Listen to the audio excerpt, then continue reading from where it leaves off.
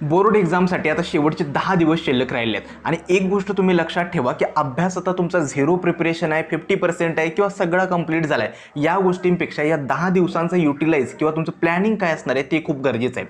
पहिली गोष्ट हे विचार मनातून काढून टाका की बोर्ड एक्झाममध्ये यावर्षी पेपर टफ येणार आहेत, काहीतरी वेगळं होणार आहे, सिलेबस खूप कव्हर राहिला आहे. ठीक आहे, दोन गोष्टी महत्त्वाच्या आहेत. एक म्हणजे ही आपली बोर्ड एक्झाम फक्त ट्रायल एक्झाम आहे. अजून आपली मेन एक्झाम असणार आहे ती CETची एक्झाम असणार आहे, जी सगळ्यात महत्त्वाची गोष्ट आहे. त्यामुळे फक्त बोर्ड एक्झामवरतीच कमी पडले या गोष्टी, या निगेटिव्ह गोष्टींचा विचार करू नका. जे पडतील ते ॲक्सेप्ट करा आणि जितकं प्रिपरेशन आहे त्यापेक्षा एक चांगलं प्रिपरेशन आता 10 दिवसात प्रिपेअर करा आणि बोर्ड एक्झामला फेस करा. आणि दुसरी गोष्ट महत्त्वाची ती म्हणजे काय, तर बोर्ड एक्झाम इतकी डिफिकल्ट नसणार आहे. सगळ्या गोष्टी खूप इझीच असतात.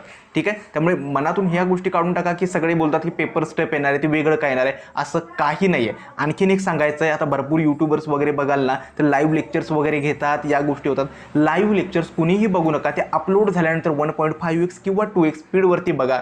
दररोज काहीतरी असे की दररोज 10 व्हिडिओ, 3-4 व्हिडिओ डेली अपलोड करायचे. फक्त एक गोष्ट लक्षात ठेवा की फक्त एवढं लक्षात ठेवा की शेवटच्या 10 दिवसांमध्ये तुम्ही सेल्फ स्टडी किती करतात त्यावरती इम्पॉर्टंट आहे. तर सगळ्यांना नमस्कार, मी संदीप मिलके. आजचा जो व्हिडिओ आहे तो बोर्ड एक्झामची शेवटच्या 10 दिवसाची स्ट्रॅटेजी आहे त्याबद्दल मी एक्सप्लेन करणार आहे. जर व्हिडिओला जर नवीन असेल चॅनलवरती तर चॅनलला नक्की सबस्क्राईब करा आणि डिस्क्रिप्शन बॉक्समध्ये मी व्हॉट्सॲप ग्रुप, त्याचसोबत आपलं जे ॲप आहे त्याचीसुद्धा लिंक दिलेली आहेत. त्या ॲपवरती नोट्स असतील, फिजिक्सचं जे फ्री मटेरियल आहे ते सुद्धा दिलेलं आहे. नोट्स आणि क्वेश्चन बँक ते रेफर करा. तर सुरुवात करूया आजच्या नवीन व्हिडिओला.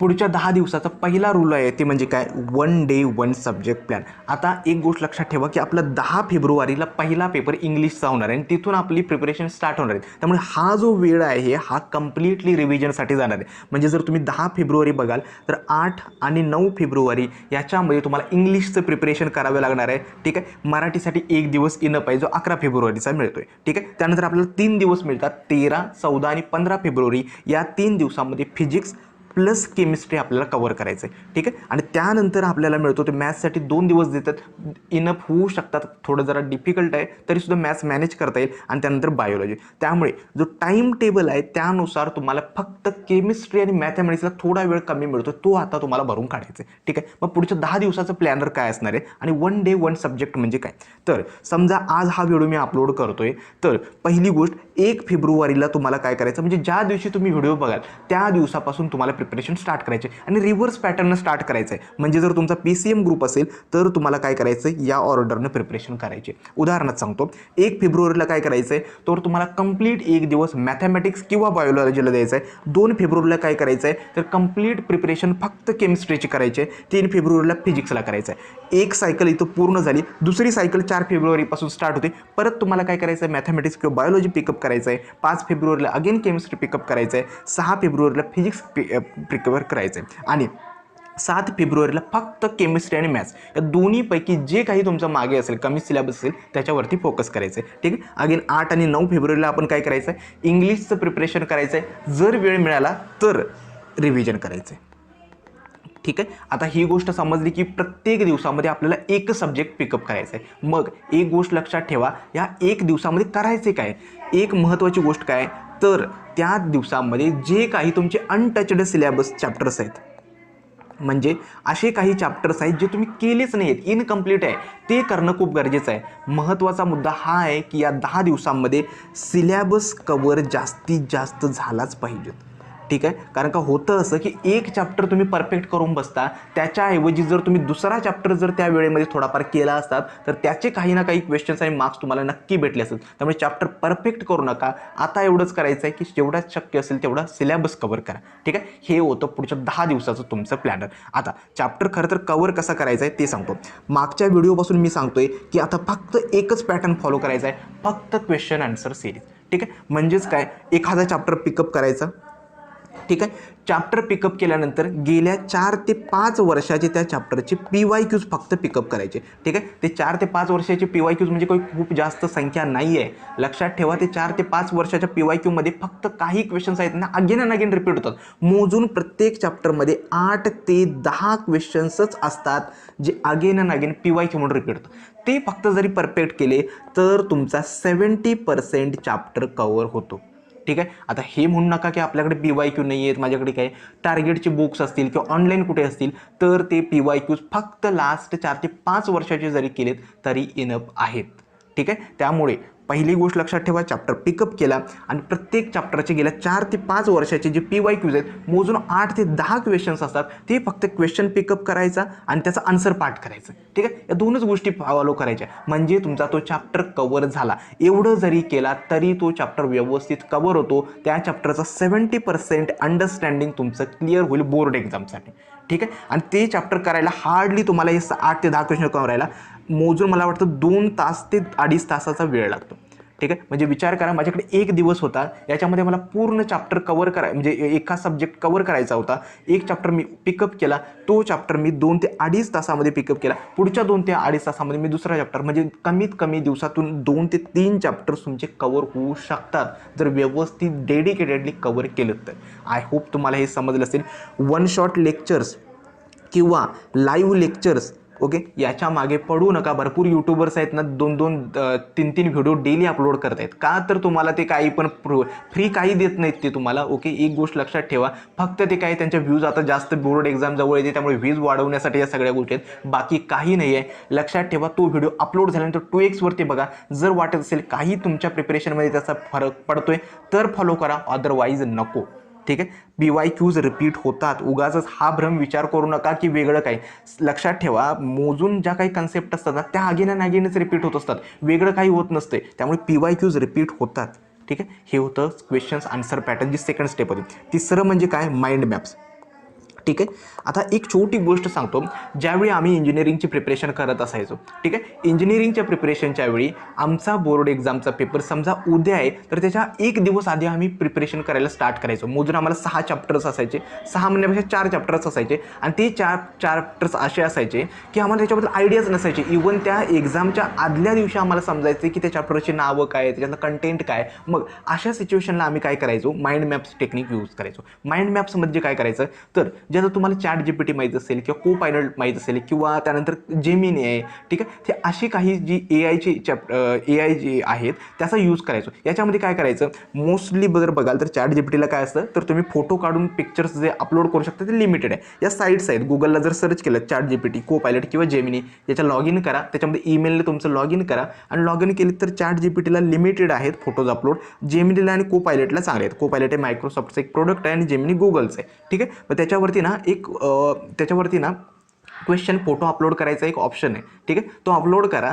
ठीक आहे. आणि त्याला फक्त सिम्पली आम्ही काय करायचो तर explain me in mind map technique, म्हणजेच कसं आहे सिम्पली आता काही कन्सेप्ट आहेत. उदाहरण सांगतो, एखाद्या विद्यार्थ्याला काय होतंय बँकिंग ऑफ रोड समजत नाही, ओके, किंवा अशा काही टेक्निक आहेत ती इलेक्ट्रोस्टॅटिकची डेरिव्हेशन समजत नाही. मग काय करायचं, टेक्स्टबुकमधला तो फोटो क्लिक करायचा आणि मोबाईलमधून त्या Co-Pilotला अपलोड करायचा आणि त्याला सांगायचा की ही कन्सेप्ट मला समजत नाही आहे, माइंड मॅप टेक्निकद्वारे एक्सप्लेन कर किंवा इझी कर, जेणेकरून ती मला इझिली अंडरस्टँड होईल आणि कायम लक्षात राहील. ठीक आहे. हे आम्ही आमच्या इंजिनिअरिंग वेळी करायचो, जेणेकरून ते 5 ते 6 चॅप्टर्स असतील तर इतक्या लवकर आणि फास्ट तयार व्हायचे. आणि फक्त ते माइंड मॅपमध्ये काय करतं तर तुम्हाला इम्पॉर्टंट कीवर्ड्स देतं. ठीक आहे. त्यानंतर अशा काही हिंट्स देतं ज्याने तुम्हाला तो क्वेश्चन नक्की लक्षात राहील. त्यामुळे AIचा यूज तुम्ही नक्की करू शकता. मात्र हे कुणासाठी सांगतोय, ज्यांची प्रिपरेशन झिरो आहे त्यासाठी. ठीक आहे. काही वेळा काय होतं, AI स्वतःचा कंटेंट ॲड करते, नॉट की टेक्स्टबुकमधला कंटेंट. त्यामुळे फोटो व्यवस्थित ते देणं गरजेचं असतं. मात्र एक सांगतो की कुठलाही क्वेश्चन पिकअप केलात त्या क्वेश्चनला माइंड मॅप थ्रू लक्षात ठेवणं. माइंड मॅप म्हणजे काय, क्वेश्चन आहे बँकिंग ऑफ रोड.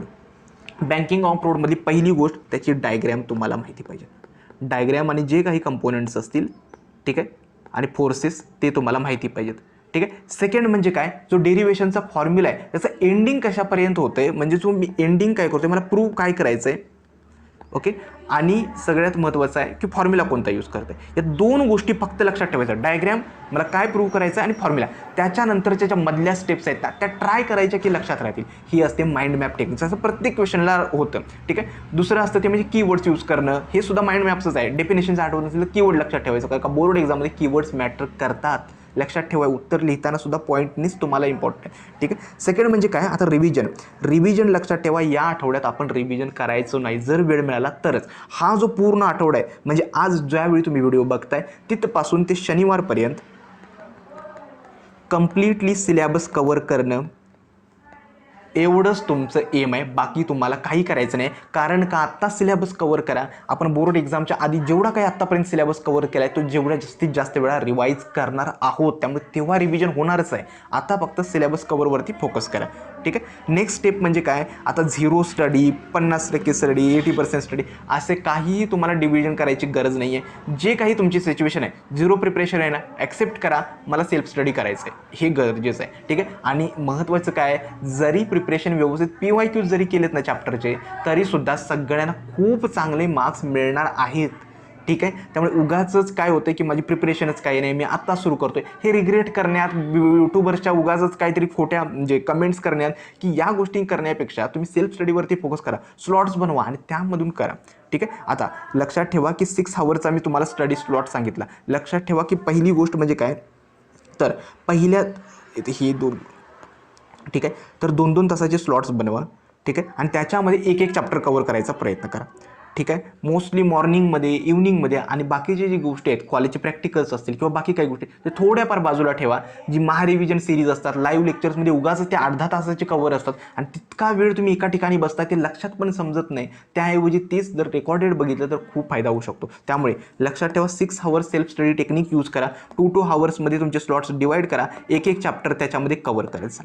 ठीक आहे. आय होप तुम्हाला हे टाईम मॅनेजमेंट समजलं असेल. ठीक आहे. आता फिजिक्ससाठी काय गरजेचं आहे, फिजिक्ससाठी मी माझ्या ॲपमध्ये काय केलं आहे, आपलं जे ॲप आहे त्याच्या डिस्क्रिप्शन बॉक्समध्ये लिंक दिले, त्याच्यामध्ये पहिले 8 चॅप्टरची क्वेश्चन बँक अपलोड केलेले आहे. रेड झोन आणि येलो झोन क्वेश्चन्स ते व्यवस्थित तुम्ही फॉलो करायचे. ठीक आहे. प्लस त्या 8 चॅप्टरचे नोट्ससुद्धा फॉलो करायचे. आता होतं असं की माझ्यासुद्धा कॉर्पोरेट जॉबमुळे मला वेळ कमी मिळतो, त्यामुळे इतके सिलेबस कव्हर झाले नाही. मात्र 16 फेब्रुवारीपर्यंत मी शक्य करेन की जेवढा शक्य असेल तेवढे लवकरात लवकर चॅप्टर्स अपलोड करेन. ॲटलीस्ट 12 तरी चॅप्टर्स मी अपलोड करेन, जेणेकरून जेवढं माझ्याकडून हेल्प होईल ना तेवढं तुम्हाला कळेल.